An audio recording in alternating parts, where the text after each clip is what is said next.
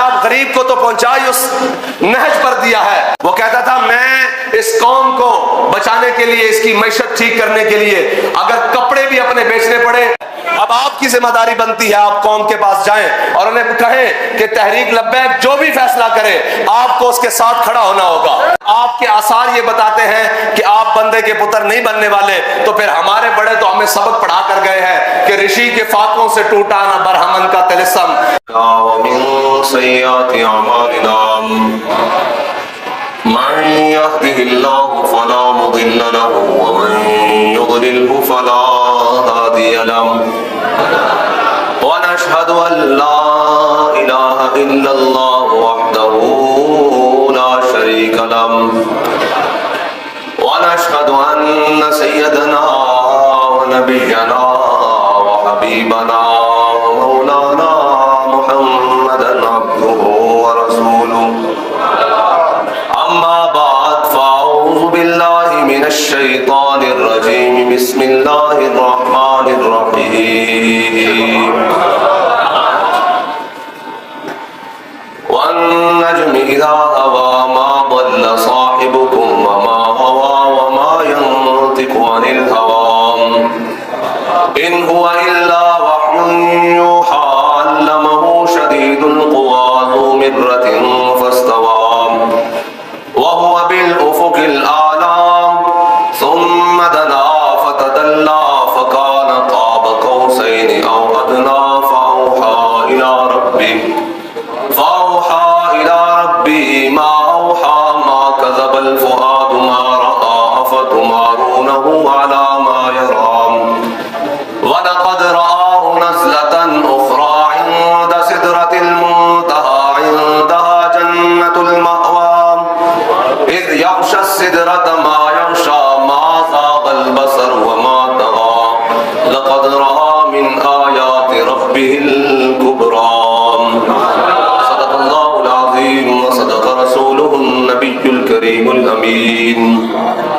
إن الله وملائكته يصلون على النبي يا أيها الذين آمنوا صلوا عليه وسلموا تسليما.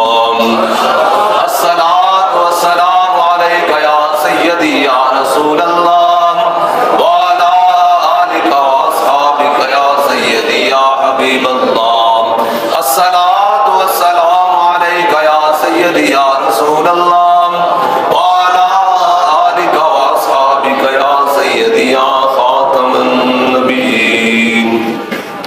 بندہ پروردگارم امت احمد نبی دوستدار چار یارم تابع اولاد علی مذہب حنفی دارم ملت حضرت خلیل خاک پائے غوث اعظم زیر سایہ ہر ولی صدیق اکس حسن کمال محمد است فاروق ذل جاہو جلال محمد است عثمان ضیاء شمع جمال محمد است حیدر بہار باغ خصال محمد است صلی اللہ تعالی علیہ وسلم. عرش کی عقل دنگ ہے چرخ میں آسمان ہے جانے مراد اب کدھر ہائے تیرا مکان ہے. معزز سامعین محترم ابھی سید عالم صلی اللہ علیہ وسلم کی امت بہترین امت کون سی بہترین امت؟ جس کو کہا گیا کہ تم نے سود نہیں کھانا، تم نے حرام نہیں کھانا، تم نے غیروں کا مال نہیں کھانا، تم نے جناب یتیموں کا مال نہیں کھانا، تم نے ناجائز طریقے سے مال نہیں کھانا. لیکن وہ امت آج سارے کرتوت کر رہی ہے. پہلی امتیں ایک ایک گناہ کریں. کوئی ہفتے والے دن مچھلیاں کسی کے لیے ممانت آئے تو وہ ہفتے والے دن مچھلیاں پکڑے، اللہ ان پر عذاب بھیج دے. کسی کی مجھے یہ بتائیں کہ آج جدھر جاؤ اس طرح شہر کی جس طرف نکل جاؤ وہاں بڑے بڑے پوش علاقے ہیں، بڑے بڑے جناب سوسائٹیاں ہیں اور بڑی بڑی دیواریں ہیں اور بڑی بڑی ان کی چیک پوسٹیں ہیں. اندر داخل ہونے سے پہلے اپنی شناخت کروائی جائے. بنی اسرائیل کی ایک قوم جس کے امیروں اور غریبوں کے درمیان جس کے امیروں نے دیوار کھڑی کر دی. بھائی اس قوم کے غریب ادھر رہیں گے اور اور امیر ادھر رہیں گے. جب دیوار کھڑی کر دی، ایک رات جب وہ سوئے، صبح اٹھے تو غریب امیروں کی جانب سے کوئی شور شرابہ نہیں، کوئی جناب اٹھنے کے اثرات نہیں، کوئی جناب باتوں کی آواز نہیں. تو غریبوں نے کہا ہم جھانک کر دیکھو تو صحیح، یہ آج اٹھے نہیں، خیر ہو یہ خاموش ہو کر بیٹھے ہیں. جب غریب قوم نے امیروں کی طرف جھانکا تو دیکھا کہ وہ کتے اور خنزیر بن چکے ہیں. صرف میرے اللہ کو یہ بات پسند نہیں آئی کہ تم نے ان کے درمیان تفریق پیدا کیوں کی ہے، جب میں نے جو خود بنایا ہے اپنی قوم، اپنی جناب بندوں کو، اپنے بندوں کو خود کسی کو غریب بنایا ہے، کسی کو امیر بنایا ہے، کسی کو اونچا بنایا ہے، کسی کو نیچا بنایا ہے، کسی کو بڑا بنایا ہے، کسی کو چھوٹا بنایا ہے، تم نے درمیان میں دیوار کیوں ہے؟ اللہ نے ان کو خنزیر اور بندر بنا دیا.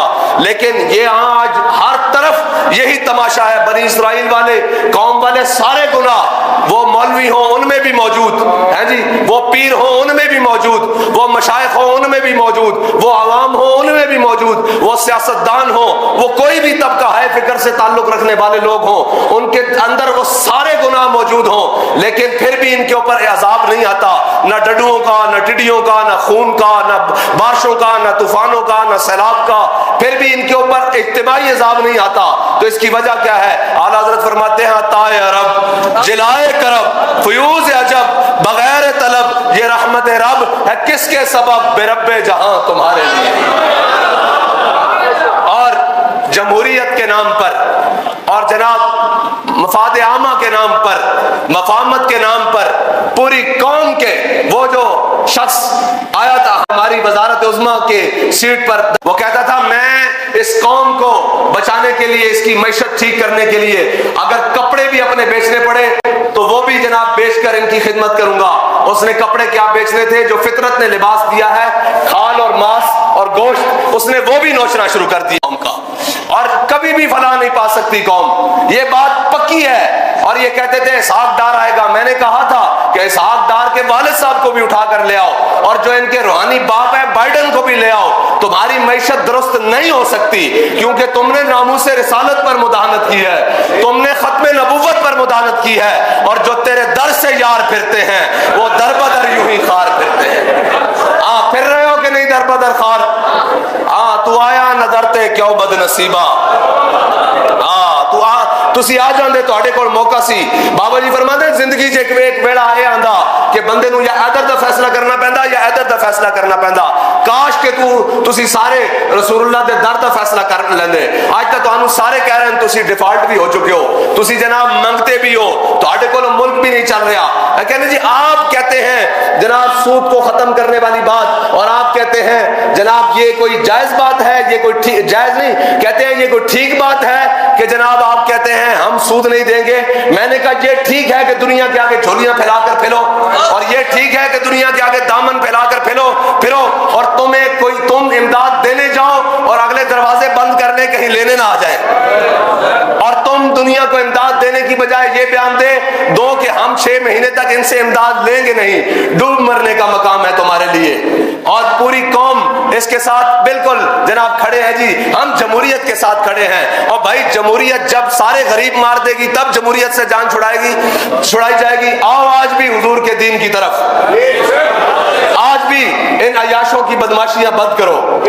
تمہیں چاہیے تو یہ تھا کہ تم منی بجٹ پیش کرتے ہوئے یہ کہتے کہ ہم اپنی عیاشیاں ختم کر رہے ہیں. آج کے بعد جتنے سرکاری جناب تیل لینے والی گاڑیاں ہیں اور گاڑیاں ہیں ان کا خرچہ ہم خود برداشت کریں گے.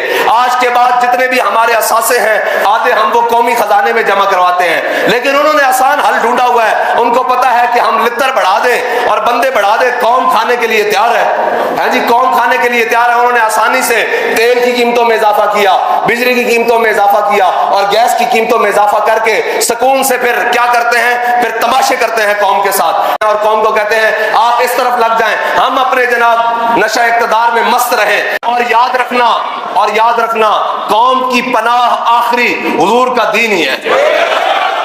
یہ جہاں مرضی پھر لیں آخر وہ دین ہی ہے جو ان کو بچا سکتا ہے، اور وہ دین ہی ہے جو ذات سے بھی مراد ختم کرتا ہے، حضرت عمر بن عبدالعزیز کی طرح رشتہ داروں سے بھی ختم کرتا ہے. تعلقداروں سے بھی ختم کرتا ہے, دوستوں سے بھی ختم کرتا ہے, اور قریبی رفیقوں سے بھی ساری چیزیں ختم کر کے قوم کے خزانے میں جمع کرواتا ہے.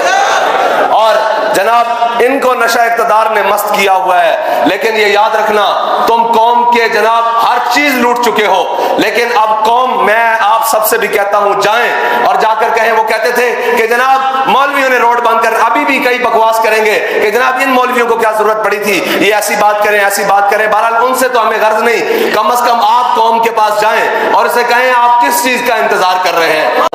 میرے آقا و مولا صلی اللہ, بھائی کچھ بھی نہ ہو غیرت تو اندر موجود ہو. میرے آقا و مولا صلی اللہ علیہ وسلم کی حیات مبارکہ ہمارے لیے مشن راہ ہے. حضور سید عالم صلی اللہ علیہ وسلم جب ظاہری دنیا سے تشریف لے کر گئے تو یہودی کے ہاں آپ کی زیرہ جو ہے وہ رہن پڑی تھی, لیکن آپ کے گھر میں 9 تلواریں لٹک رہی تھی. یہ تو ہمارا, لوگ کہتے ہیں پھر جناب یہ ڈیفنس. میں نے کہا بھائی بات سنو, ہم بھوکے بھی رہ لیں گے, ہم ساری باتیں کر لیں گے, لیکن اپنی غیرت کے اوپر سودا نہیں کریں گے. کل کو یہ بات جناب بین الاقوامی ادارے آ کر کہیں کہ جناب اس کو بھی بیک رول کرو اور اس کی جناب تعداد کو کم کر دو, انہیں کہہ دو بھائی ہم بھوکے رہ سکتے ہیں, اس کی تعداد بڑھائی تو جا سکتی ہے, کم نہیں کی جا سکتی.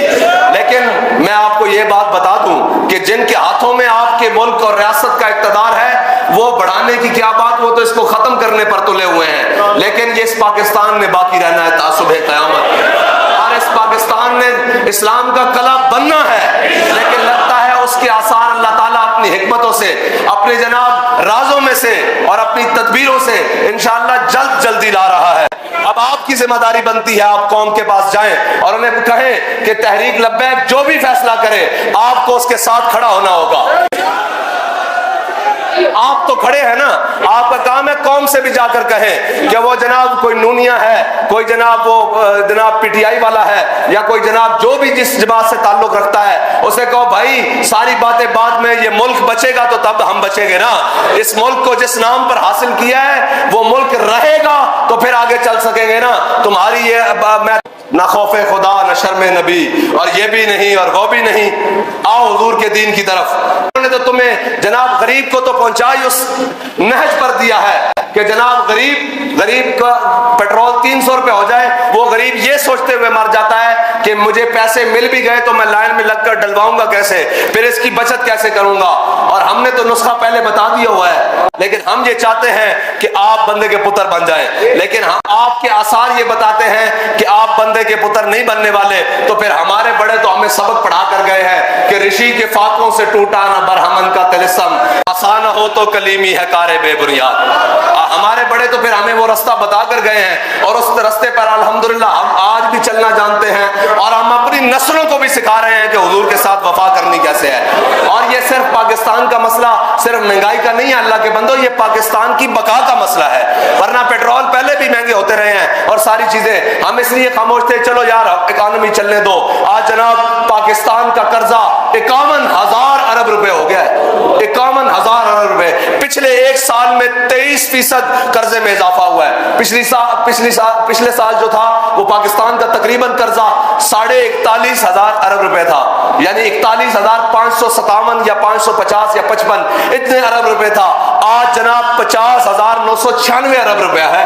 آج کے دن میں یہ قوم کو پہنچا دیا ہے. اور جو مہنگائی کی صورت ہے وہ 12.3% پہ تھی, اب 25.3 میں. بہرحال جتنے بھی آنکڑے لائے جائیں بھائی, جتنے بھی اعداد و شمار کیے جائیں, ساری ملک بھی بیٹھ کر اعداد و شمار کرے, غریب کو روٹی مل رہی ہے تو تمہارے اعداد و شمار ٹھیک ہے, اگر اس کے دروازے تک نہیں پہنچ رہی تو پھر تم جتنے بھی آنکڑے ملاؤ وہ سارے غلط ہیں, وہ سارے غلط ہیں. اس کو جس طرح مرضی جہاں سے مرضی لے کر آؤ, وہ سب کچھ غلط ہے. اور چاہیے تو یہ تھا کہ اپنے پروٹوکول اور اپنی عیاشیاں اور بدماشیاں ختم کرتے.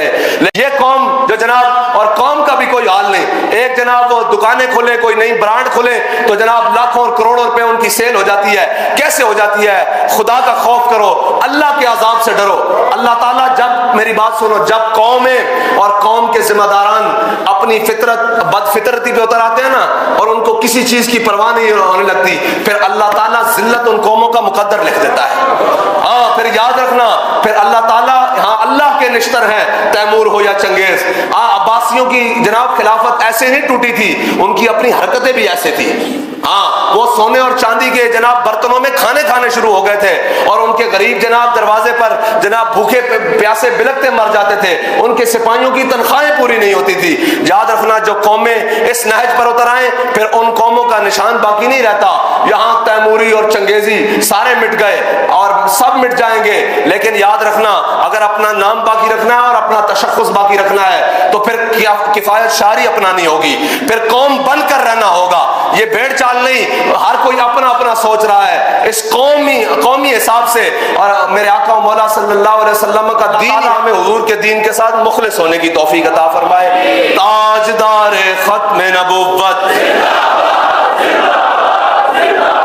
تاجدار ختم نبوت، من سب نبیًا، من سب نبیًا، انہیں جانا، انہیں جانا، اور بس انہیں جانا، انہیں جانا، انہیں جانا۔ لبیک لبیک